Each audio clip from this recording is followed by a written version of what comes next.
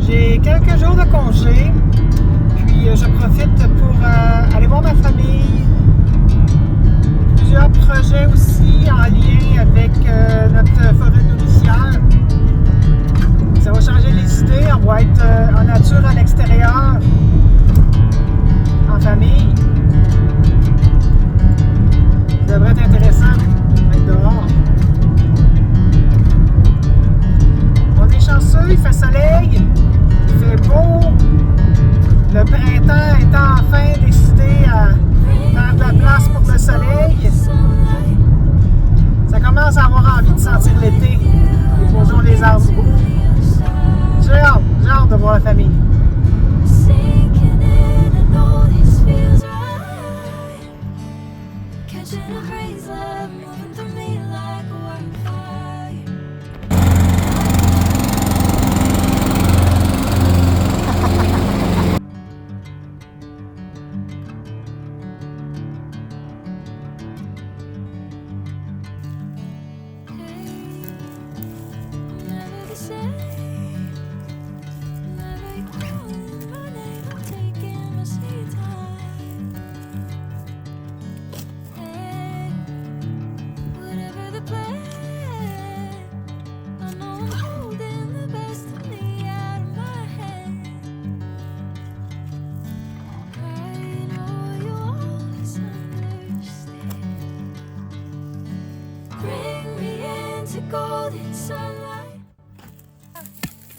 Une belle roche. Par là, donc ici, j'ai un asséminier trilobé, papa comme on l'appelle. Il était déjà planté chez moi. Je l'avais acheté il y a 2 ans. C'était juste une petite semence de l'année. J'avais 3, je n'ai réchappé juste un, parce que j'ai fait l'erreur de les planter au soleil, hein, puis ils n'aiment pas ça, puis ils meurent. Ils le sont appris, il va rester un. Je suis obligée de les ménager ici parce que chez moi, l'année prochaine, il va y avoir des réparations, puis il va être dans les jambes des véhicules lourds. Ils vont me le tuer, finalement, en roulant dessus. Fait que plus on les déménage jeunes, plus que ça, on a de chance de réussir. Puis, il faut les déménager, préférablement avant qu'ils soient réveillés. Puis, c'est un arbre qui se réveille quand même tard. Fait que là, on voit que lui, il n'est pas encore réveillé. Et ça va venir, parce que quand on gratte, il est encore vert, fait qu'il est encore vivant, mais il n'est pas encore réveillé. Donc, c'est le temps de le planter.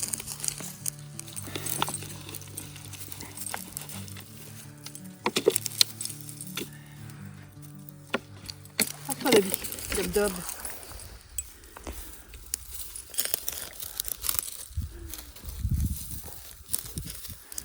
Le dob va nous aider, hein. Fait que le choix de l'emplacement, ici, c'est un endroit qui est tout le temps mouilleux. Il y a toujours de l'eau là-bas. Ici, ben, ça vient sec, mais on sait que plus creux dans la terre, il y a toujours de l'eau. Puis ça, ben, c'est un milieu qui aime vraiment beaucoup. Fait qu'il y a de l'eau puis de la roche, c'est ça? Oui, il y a beaucoup de roches, mais il faut voir que sa racine pivotante fasse le tour des roches. Ah, d'accord. Donc là, il est plus plat. Fait que ces sortes d'arbres-là sont bons pour les sols avec des roches comme ici. On va le savoir. On OK. n'est pas certain. On va le découvrir. Oh.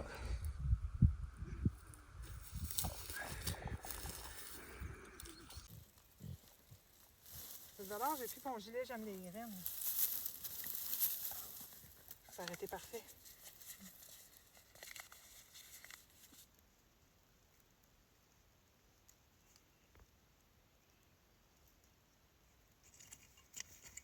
J'ai entendu un bruit qui battait.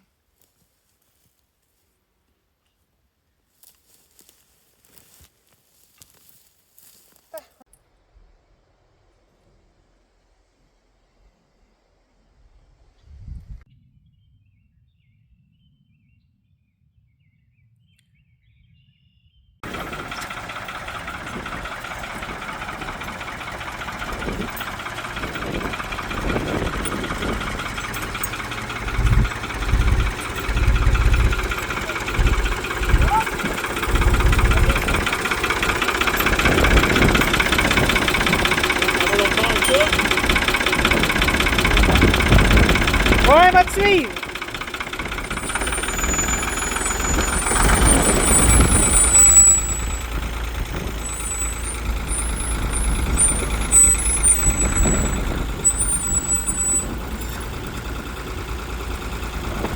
Chaque graine plantée, chaque arbre qui pousse, c'est une promesse. Une promesse de vie et d'abondance. Mais avant de semer, il faut préparer la terre. Un geste ancestral, un rituel qui se transmet d'une génération à l'autre. Puis aujourd'hui, c'est le tour à Louis-Pierre.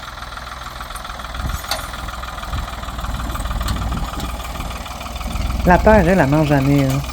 Elle te parle si tu sais l'écouter. Chaque mot, chaque conseil que Damien lui donne, c'est le fruit de décennies passées aux côtés de cette même terre-là. C'est pas juste un labour, là, c'est une conversation.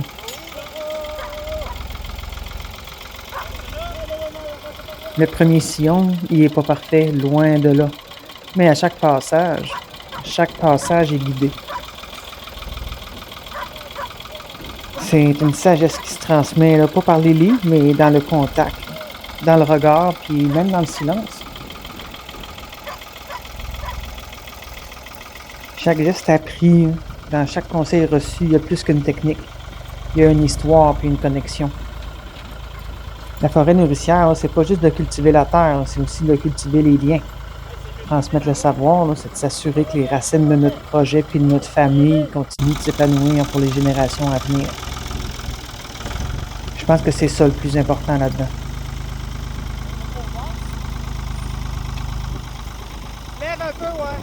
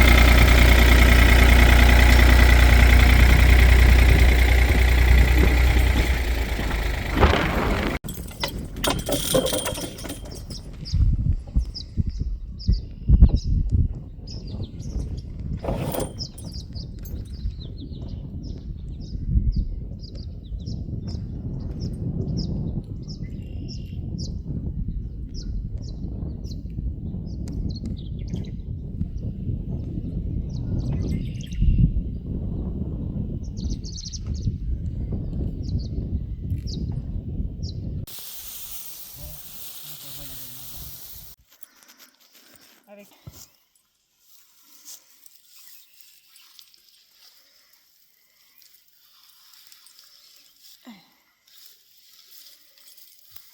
Fait qu'elle va faire une fleur, elle. Ouais. Puis il y a des fourmis dessus. C'est correct. Il décolle le bourgeon pour qu'il soit capable d'ouvrir. Pas de fourmis et le bourgeon rouvre pas. Fait que elle va faire une fleur. Elle a un autre bouton. Elle va en faire deux. Hey, elle est même cassée un peu. Ouais, cette tige-là va peut-être mourir. En tout cas, c'est pas grave, on a la plante, on a le principal. Ouais, je vais essayer. Ça ici, c'est mes iris. Ils sont petits pas mal. Ils feront rien cette année, je pense. L'année prochaine, ça sera excitant parce qu'ils vont avoir grossi. On va s'enchaîner. Équinacée, là. Pourpre. Avec une fleur qui est comme... Oh, j'ai gelé.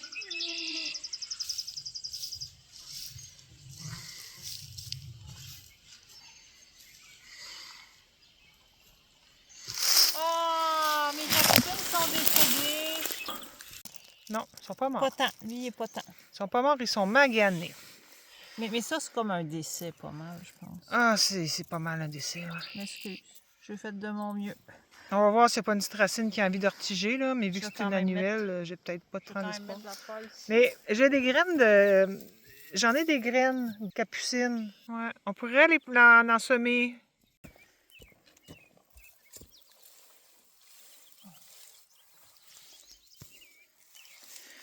Fait que la paille toute mouillée qui se fait installer va garder l'humidité. Quand le soleil va plomber, ça va protéger les racines, puis ça va empêcher aussi que la chaleur irradie trop les feuilles. Puis ça va garder l'humidité là au niveau des racines du plant. Puis quand il va pleuvoir, ben c'est ça, ça va se gorger d'eau, ça empêche le sol de lessiver. Les vers de terre, ils triplent leur vie à essayer de tout décomposer ça, puis ils nous laissent du beau caca de vers de terre au passage, puis la belle matière organique qui provient de la paille décomposée.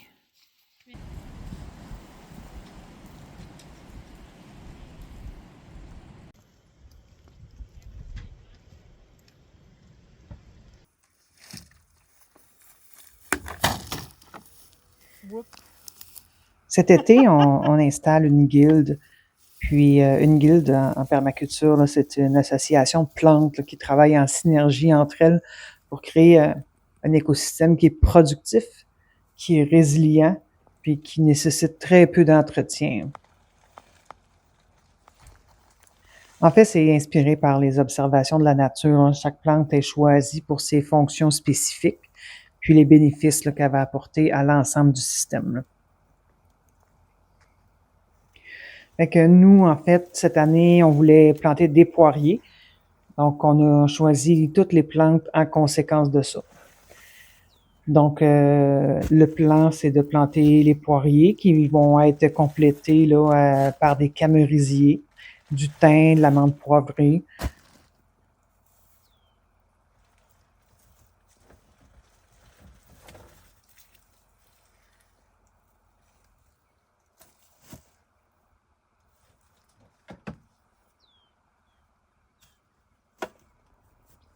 Taper avec nos pieds parce qu'on va étouffer ces petites radicelles. Oh, les gros vers de terre. Bonhomme.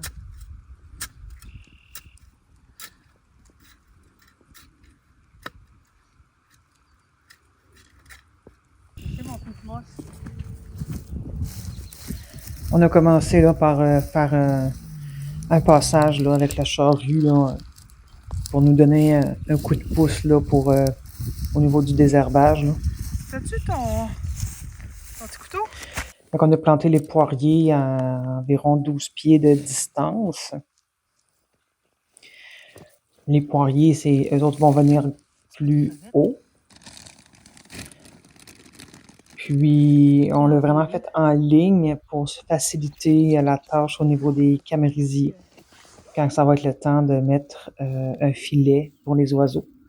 À ce moment-là, ça va être plus facile là, de le mettre sur une rangée que sur des plants individuels. C'est ce qui a dirigé notre choix vers une rangée plutôt qu'un buton. Ça, c'est des poiriers que je suis allée chercher chez un bleuet parmi nous, qui sont en racines nues. Puis que je semble vraiment incompétente à ouvrir.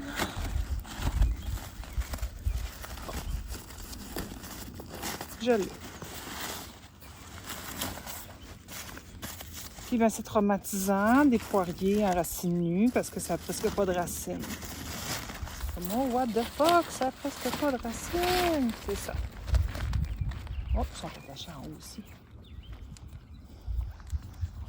Oui, que je te dis. Ah, voilà. Bon, ben lui, il veut y aller, hein?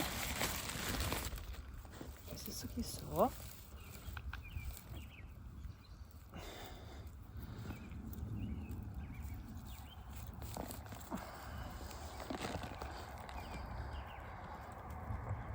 C'est ce moment-là qu'il faudrait mettre de l'eau.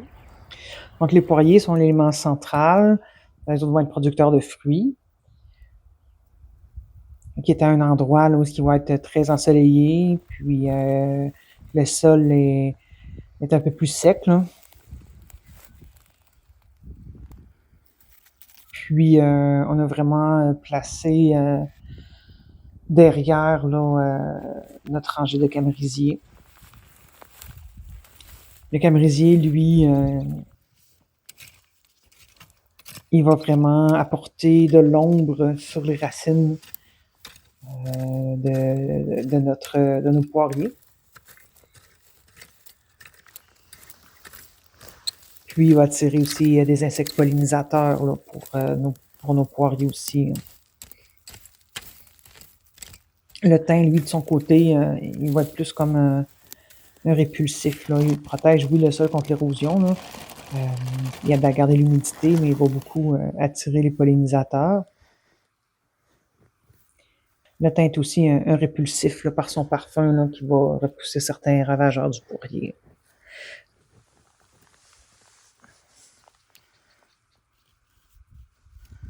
Oh, faut que je creuse plus creux.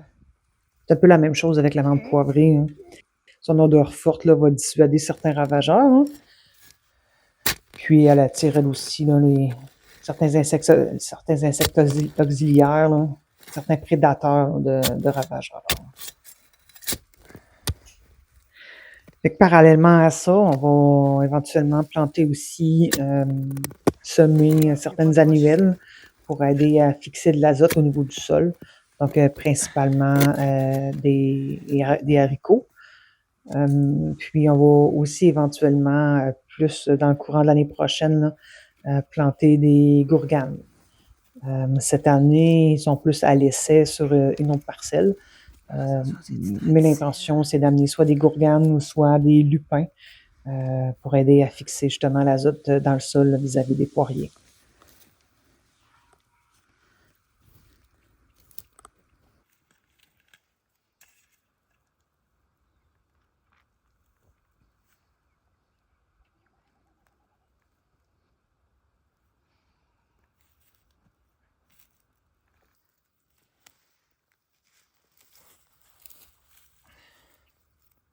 Là, je laisse ça là de même. Je fais juste creuser tous les mètres. De toute façon, on va passer avec le pied.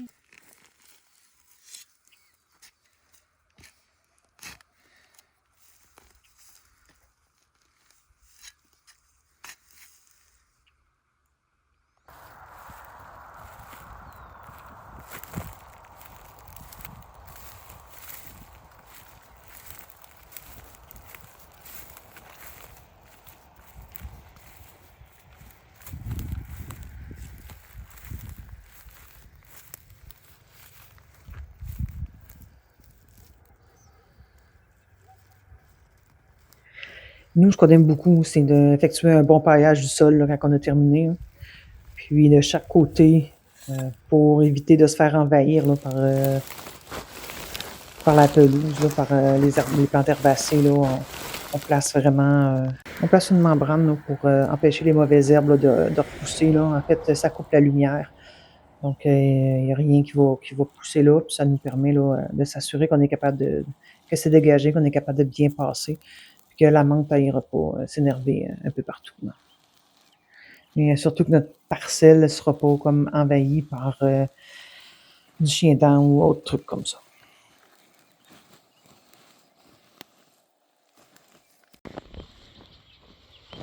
Est-ce qu'on voit une belle... Oh oui, ça fait une belle rangée.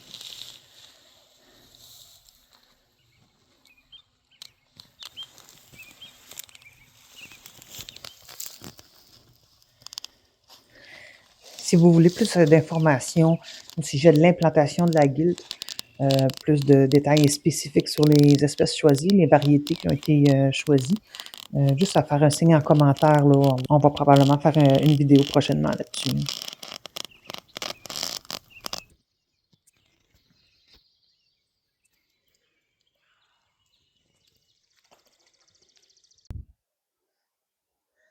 J'ai pris quelques jours de congé, puis je suis actuellement sur la terre familiale où on a un beau petit projet de forêt nourricière depuis un certain temps.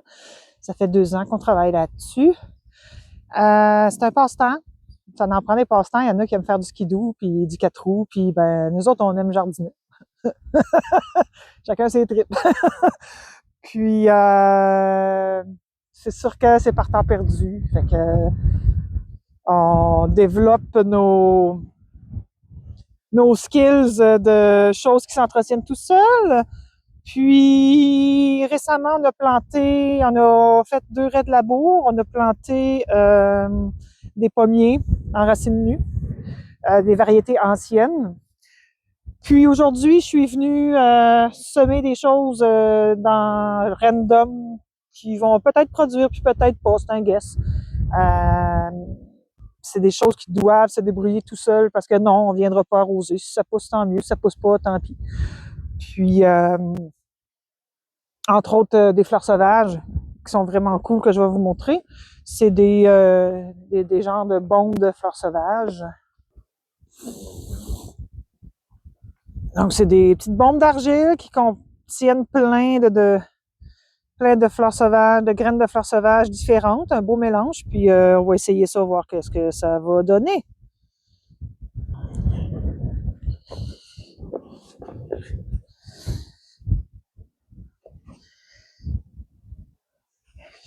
Ils disent de juste lancer. C'est le fun, c'est pas d'entretien, ça. Non, c'est...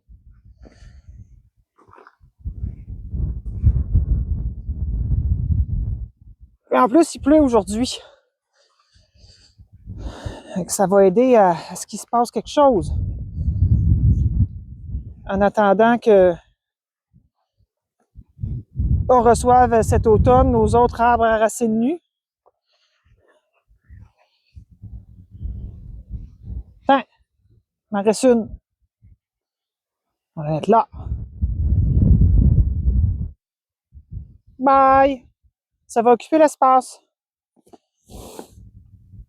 Puis avec ça, j'ai parti de la menthe poivrée.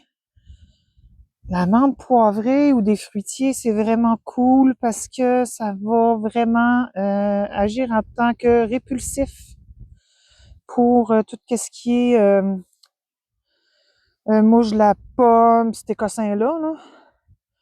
Ils ont des petits problèmes avec l'odeur, ça masque les odeurs des autres trucs. Là. Donc, j'aime ça d'en mettre un peu partout ici.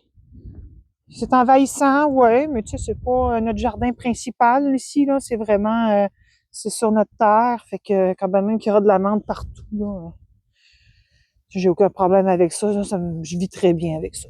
Fait que, on va en mettre un peu partout dans le labour qu'on a fait, puis ça va être ça. Puis si ça prend, tant mieux. Si ça prend pas, tant pis. Mais je sais que la menthe, c'est parce que ça prend partout. Ça, là, c'est pas tuable, cette affaire-là.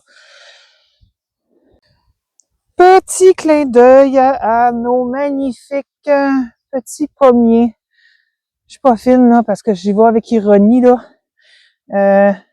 J'ai mis au pied hier de la menthe poivrée qui faisait dur, puis elle est toute belle à matin. Je suis un peu ironique quand je dis magnifique, là, mais c'est comme avec le monde, là, c'est pas la beauté qui compte, là. Bon, lui, je pense qu'il n'a pas réussi, par exemple. Lui, il a pris, le porte-greffe est en train de prendre. Puis là, je vais guetter ça, parce que là, sur la greffe,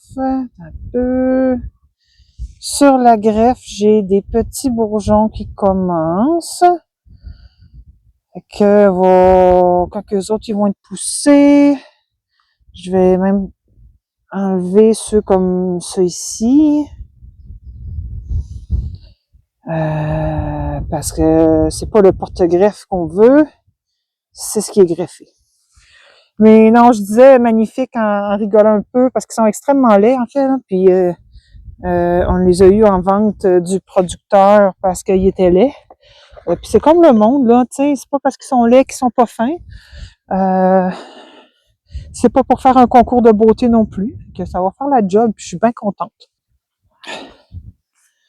Ici, on a d'autres pommiers. Et là, je sais pas qu'est-ce qui se passe avec mon zoom. Pommier.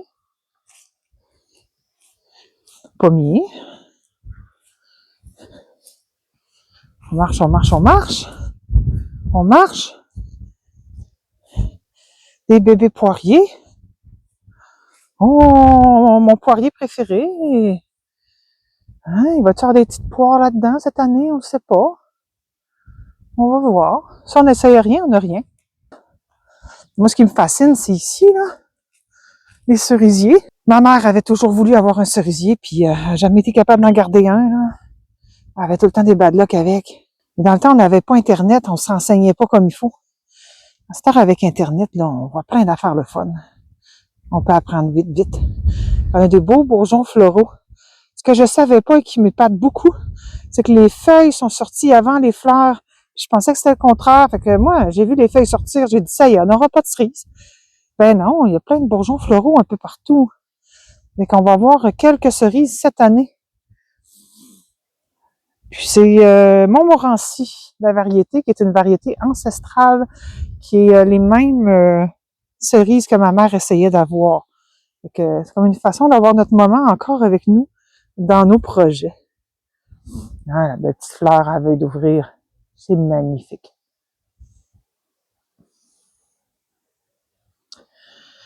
L'année dernière, on a fait creuser des baissières parce que la pente était un peu forte ici. Le but des baissières, c'est d'accumuler de l'eau pour pas que l'eau dévale la pente. Puis l'eau peut ensuite pénétrer dans le sol. Donc le sol s'auto-irrigue. Le sol vient gorger d'eau plus facilement. On a fait 2 baissières dans la pente. Puis, à la fin du mois, on va avoir une horde de bénévoles qui vont venir nous aider. Le but est de pailler près des baissières pour cultiver. Moi, il n'y a pas question, je désherbe tout ça. Il n'y a pas personne qui va désherber tout ça.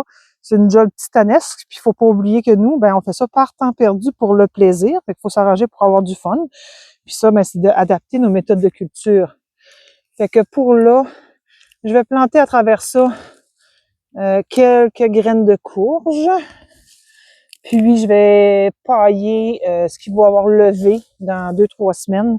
Je vais venir le pailler pour que les mauvaises herbes ne poussent pas. Puis ben ça va être pas mal ça. Puis ça va être bien correct de même. Puis ben c'est ça. Si ça pousse, tant mieux. Si ça pousse, tant mieux. Si ça pousse pas, tant pis, on va avoir essayé. L'année dernière, il y a quelques graines qui ont levé. Ça a tout rôti au soleil parce que juin et juillet a été extrêmement sec. Bon, ben, on va voir cette année si c'est pareil. Mais là, comme c'est là, ici, je mets des... mon voisin appelle ça des soucoupes volantes. Je trouve ça super poétique. C'est des... Comment ça s'appelle? Comment ça s'appelle? Des pâtissons. Des petits pâtissons blancs. C'est cool, les pâtissons. J'aime ça beaucoup. Hey, salut toi! Ah! Lui, je pensais qu'il était mort. Puis là, je vois que à son pied, ça pousse.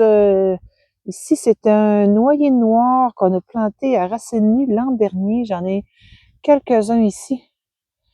J'ai fait des noix comestibles. C'est un arbre indigène du Québec qu'on voit pratiquement plus parce qu'on a abattu massivement là, parce que pour du bois d'œuvre, là, ça fait des super de beaux meubles.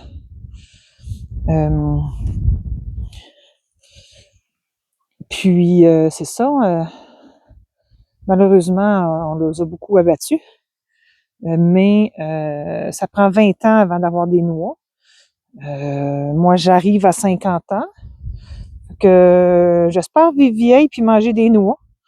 Mais le but, c'est que mes enfants mangent des noix issues de la terre familiale. Puis, le meilleur moment de planter un arbre, c'est il y a 20 ans. Puis, ben, le deuxième meilleur moment pour planter un arbre, c'est aujourd'hui. C'est pas pire, on l'a planté l'année passée. Fait qu'on aime ça comme ça. Si on met toujours à plus tard, il se passe rien, hein? Fait que l'année passée, puis l'année d'avant, on a arrêté de remettre à plus tard. On a pris ça en main. Puis toute la famille s'implique, c'est notre petit moment à la gang ensemble. Où qu'on se voit, puis qu'on fait des trucs ensemble. Bon vieux zucchini. J'ai tellement de graines de zucchini, là. Je suis tellement tannée. Fait que là, je m'en débarrasse, je les plante toutes, je veux plus les voir. Chez nous, avec 2 plants de zucchini, j'enterre tout le voisinage. Là, ici, je vais faire pareil. Au pire, ça va aller dans les frigos communautaires. Il y a bien du monde qui vont être pognés avec des zucchinis. Mais puis moi je suis tannée, là. Zucchini, On en plante tout, on est tout le temps pogné avec ça.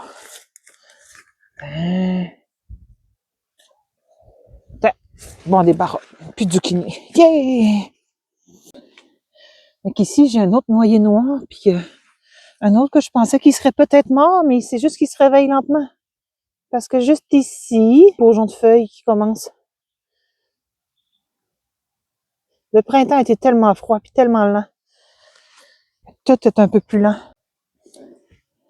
Là, je sais pas si on voit bien, mais j'ai quelque chose ici aussi, là, qui a super bien pris, puis qui pousse. Je me souviens plus si c'est noyer en cœur ou carioval. Mais ce que je trouve magnifique, c'est les espèces de petites fleurs blanches qu'il y a là, indigènes, que j'ai aucune idée de ce que c'est. Il va falloir que je cherche c'est quoi. C'est parce qu'il y en a partout. C'est magnifique. Bon, ici, c'est un test. Ça, c'est la magie là, qui s'opère. Là. On a un abricotier. Puis, un abricotier qui est zoné, zone 3. Puis, il n'est pas tout seul, il y a un ami. Il y a un ami juste ici, un ami abricotier. C'est des petits fouettes de 2 ans, là. On s'entend, là. On se comptera pas de menterie, là. C'est pas ça qui va faire des fleurs cette année. Peut-être dans 2 ans, peut-être dans 3 ans. Je suis pas certaine, un abricotier. Il faudrait que je fouille. Ça va être dans plus tard, là. Mais c'est zoné 3. Puis pourquoi on n'a pas beaucoup au Québec? Parce que, OK, zone 3, ça veut dire que l'arbre, il meurt pas, là, en zone 3, mais ça veut pas dire que c'est facile d'avoir des fruits, là. En fait, les fleurs arrivent tellement tôt qu'en général, les fleurs gèlent. Fait que c'est quand même rare qu'on est capable d'en avoir, puis c'est difficile de réussir à en avoir. Si ça serait facile, on aurait tous des abricotiers dans nos cours, là. Fait que c'est un test. Pourquoi? Parce que tester des affaires, c'est le fun. J'ai-tu besoin d'une autre raison? Non. C'est ça qui est beau d'acheter des jeunes arbres en racines nues, c'est qu'on peut essayer plein de trucs, ça revient pas cher. T'sais, on parle pas d'un arbre fait à 300$ là, ou à 100$ en jardinerie. Là. Payer 100$ un arbre pour que tu sois sûr que ça va pousser, là, tant qu'à moi, mais petits racines nues, là, c'est pas cher puis t'es mort de rire. Bref. J'ai semé du maïs à quelque part là-dedans aussi, puis je sais plus où, là. Je pense que c'est ici. Ça, normalement, la semaine prochaine, il devrait y avoir du maïs qui va lever tout seul à travers tout ça. Puis ça me stresse pas tant le maïs, là. Je sais que, anyways, on n'en mangera pas parce que les ratons laveurs vont les trouver avant nous, là. La semaine dernière, j'ai planté une vigne. Elle fait dur, mais elle est pris. Fait que je suis contente, elle est pris. C'est des raisins Somerset. C'est des raisins qui poussent bien puis qui goûtent bon au Québec, là. Ouais. Encore une fois, je pense pas d'en avoir cette année. La semaine dernière, j'ai fait tremper pendant 36 heures des gourganes. Je les ai plantées, puis je suis surpris de voir que ça pousse déjà. Fait que j'ai ici un bébé gourgane, un autre bébé gourgane. Oh, les gourganes, ils lèvent! Un troisième là-bas. Oups! Il est sorti de cette nuit. Je suis vraiment excitée. C'est la première fois que je fais pousser des gourganes. L'avantage des gourganes en permaculture, c'est que c'est une plante qui va fixer beaucoup d'azote dans le sol. Fait que ça va être cool. Moi, si ça se cultive bien, si on a du fun avec ça, puis qu'on fait de la bonne soupe aux gourganes rendu à l'automne, je vais probablement me mettre à en semer près de mes arbres fruitiers. Je vois un beau potentiel là-dedans. Et on a aussi planté des choux d'été. Comme ça, quand on vient ici, on va pouvoir se faire à manger sur le feu avec nos choux. Puis, ils ont tout péri, les saperlipopette. Les choux, ça aime le froid. Ça donne bien fait froid. Puis eux, ben, comme c'est déjà sorti de terre, je les ai paillés. On va faire un petit coucou au thym. Puis un petit coucou au persil. Persil. Et il fait dur, mon persil. Mais il est vivant. Cette année, il s'est passé vraiment beaucoup de choses. Donc, on a vraiment pas... on avait planifié plein de trucs cet hiver. Ces trucs-là, on les a fait. C'était d'installer la bande de poirier au bord du chemin avec les camérisiers. Puis, ce qu'on avait planifié pour le secteur ici, c'était de planter ce qu'on avait, parce que j'ai 2 gros cartables de graines qui font rien. À un moment donné, ça donne rien là, d'avoir des graines pour le fun d'avoir des graines. Là. Fait qu'on se dit, on va les planter, on va les tester. Puis, en paillant, on va faire la lutte aux mauvaises herbes avec la paille qu'on va installer durant l'été. Je pense que ça va aller à l'année prochaine avant qu'on s'en occupe plus activement. Là. Donc, une chose à la fois.